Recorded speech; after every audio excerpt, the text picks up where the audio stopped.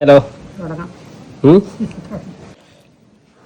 ഇന്നെന്താ സ്പെഷ്യൽ എന്ന് ചോദിക്കുന്ന ആളോട് എനിക്ക് ഒരേ ഒരു കാര്യം പറയണം. നല്ല കേരള പൊറോട്ടയും അതിൻ്റെ കൂടെ നല്ല ചിക്കൻ ലിവർ റോസ്റ്റ്. ഇന്ന് ഞാൻ കുക്ക് ചെയ്യുന്നതിൻ്റെ മുമ്പ് ഉമ്മാനോട് ഒരു കാര്യം പറഞ്ഞു. ഉമ്മ, ഒരു ഐറ്റം നിങ്ങൾ ഉണ്ടാക്കണം, ഒരൈറ്റം ഞാൻ ഉണ്ടാക്കാം. അതിൻ്റെ റീസൺ എന്താണെന്ന് ചോദിച്ചു കഴിഞ്ഞാൽ, നമ്മൾ ഉണ്ടാക്കുന്ന ഫുഡിനെക്കാട്ടും ടേസ്റ്റ് വേറെ ആൾ ഉണ്ടാക്കി തരുന്ന ഫുഡിനാണ്. അപ്പം നിങ്ങൾ ചോദിക്കും അതെന്താന്ന്.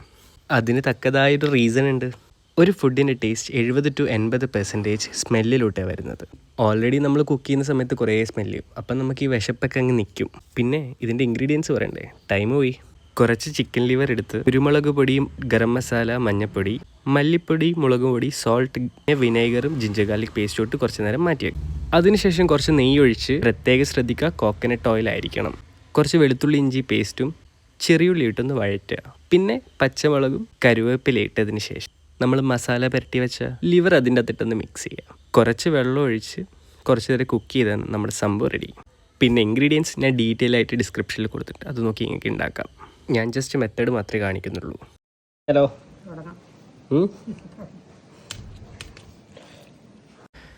വീട്ടിലുണ്ടാക്കി നോക്കി അഭിപ്രായം പറയാം.